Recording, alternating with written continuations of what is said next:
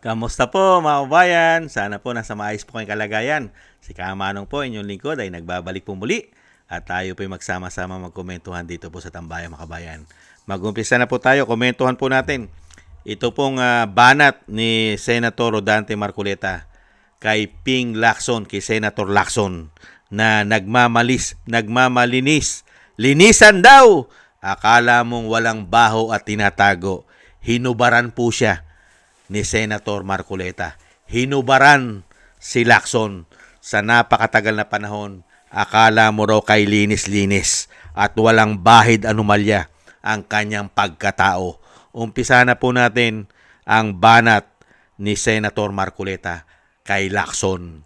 Ito po mga kababayan, umpisa na po natin. Senator Cayetano, Huwag mo sasabihin magmamalinis-malinisan ka. Ito yung kanyang palagi na sinasabi.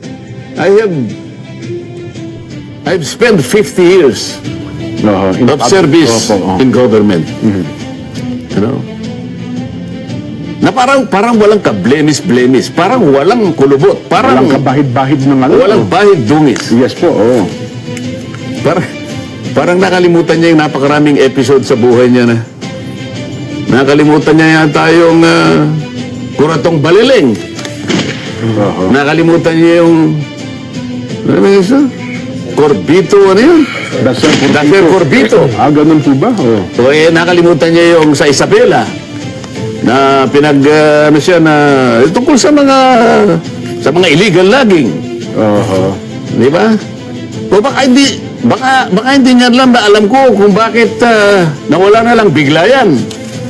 Maraming mga tao ang kinasangkapan kung bakit na-dismiss ang mga kaso na yan.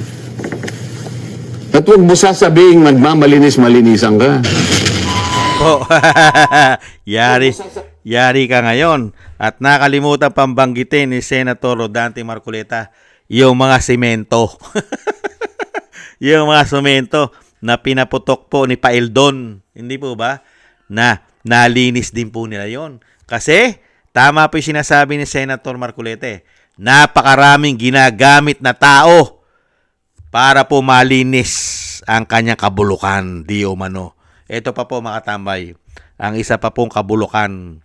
Akala mo kay linis-linis pagdating sa pera. Ito pa po ang banat ni Senator Marcoleta. Ngayon, kung lahat pala tayo At nakakuha kayo doon sa hinandel lamang niya sa pagkakataon na yon, sapagkat marami pang iba, 8 billion pesos kasama si Ping. So sa flood control money, ay nakinabang siya talaga dahil naka-itemize yun. Yan ang mabigat na tanong ngayon ni Senator Rodante Marcoleta kay Senate President Pro Tempore at Blue Ribbon Committee Chairman Senator Panfilo Lacson dahil sa patuloy na pagkaantala at paglihis ng investigasyon sa flood control scandal. Sa programang Saganang Mamamayan, sinabi ni Marcoleta na malinaw na iniiwasan ni Lacson na maipatawag sa pagdinig ang ilang personalidad na idinadawit sa malawakang korupsyon. Ginagamit pa raw na dahilan ni Lacson ang interparliamentary courtesy kaya hindi niya maobliga si dating House Speaker Martin Romualdez. Yan po mga kabayan. Kaya nga po ayaw nilang maging chairman ng Blue Ribbon Committee si Senator Rodante Marcoleta. Dahil nga po lalabas lahat ang kabulukan.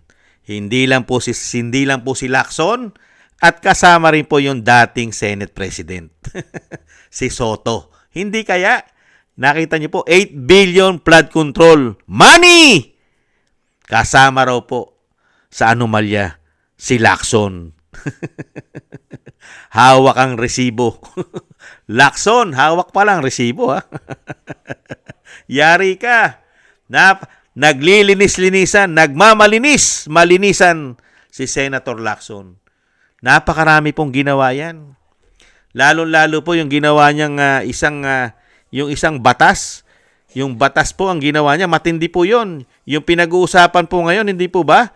Yung mga MOE, mga extraordinary expenses, liquidation by certification lamang, pirma lang. Walang audit.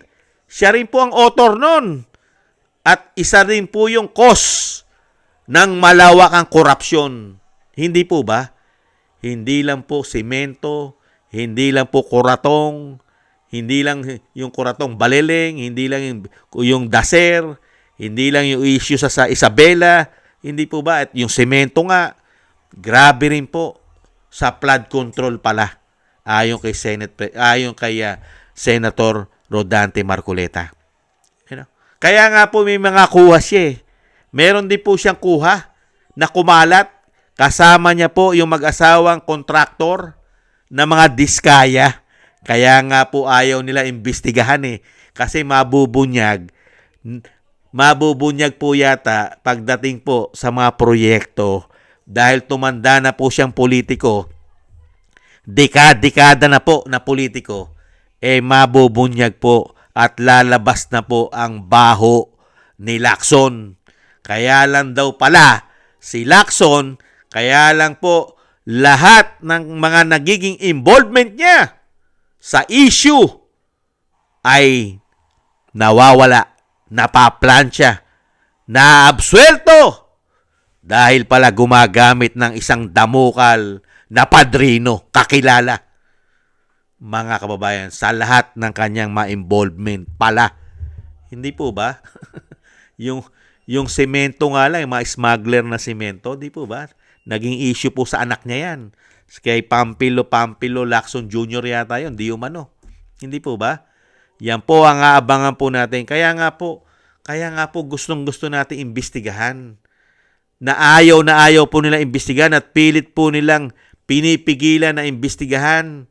At ayaw nilang dalin at tumbukin ang ulo at ugat ng korupsyon, lalong-lalo po sa flood control scandal. Dahil nga maraming madadamay at kasama pala di umano si Lacson sa nagkamal din pala ng bilyon-bilyon pagdating sa flood control. Puwera pa yung maleta. Bagay, kasama sa flood control yung maleta eh. Isa naman yun. Hindi po ba? Maleta galing sa flood control. Hindi po ba? Yan po mga kababayan, ang aabangan po natin. Kaya nga pilit na naman nila kinukudita. Di po ba? May chismis na naman. At hindi naman pala chismis dahil mismo si Senate President Alan Peter Cayetano ang nagsabi na meron naman po nagbabalak na ikudita siya para mapatalsik. Dahil nga po mga kababayan, pipigilan nila na maumpisahan muli ang tunay na investigasyon sa Blue Ribbon Committee pag si Senator Marcoleta ang humawak. Tsak na pipigilan nila yan at gagawa sila ng paraan. Kaya nga po, inaabangan po natin kung sino po ang maghuhudas. Kung sino po ang maghuhudas sa 13 senador na bumoto kay Senate President Alan Peter Cayetano. 13 po yun eh. Tingnan po natin kung sino maghuhudas para po muling makabalik na Senate President si Tito Soto. Pero sa kabila nun, napakarami pong anomalya. Ang itinuturo ay sila rin pala, mga kababayan. Yan po mga kababayan, ang banat batikos ni Senator Rodante Marcoleta sa isang senador na tumanda na mahigit 50 years na raw po nagseserbisyo sa bansang Pilipinas na nagmamalinis-malinisan. Akala mong walang itinatagong baho ang taong ito. Ngayon, unti-unti na pong binubunyag at inilalantad ni Senator Marcoleta. Mabuhay po kayo, Senator Marcoleta, at lagi po sana kayong maingatan sa kapahamakan dahil po ang kalaban po ngayon ay sindikato, gobyernong sindikato di umano sa buwatan. Hindi po ba? Maraming salamat din po sa gusto po ng ating Tambayang Makabayan sa YouTube at TikTok. At ganoon din po sa ating mga subscribers at patuloy po nagsusubscribe. Mabuhay po kayo. Shoutout po sa inyo lahat at shoutout din po at thank you sa mga nagko-comment, like, share, and subscribe. Maraming salamat po. At thank you rin po at maraming salamat po sa mga nagbibigay po ng tulong at biyaya.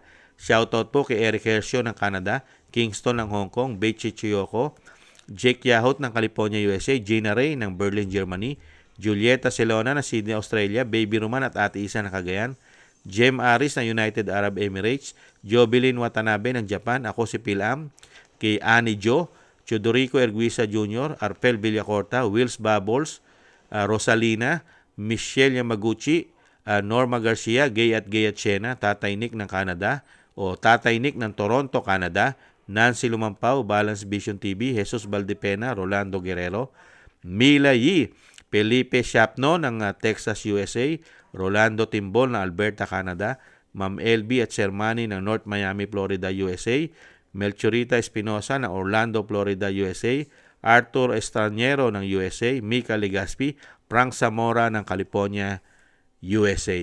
Maraming salamat po sa inyong lahat mga kabayan sa mga tulong at biyaya na inyo pong pinagkakaloob. Shoutout po sa inyong lahat at God bless po sa inyong lahat. At God bless po sa ating lahat. Ingat-ingat po kayo mga kabayan at tiis-tiis lang po muna tayo. Bye-bye!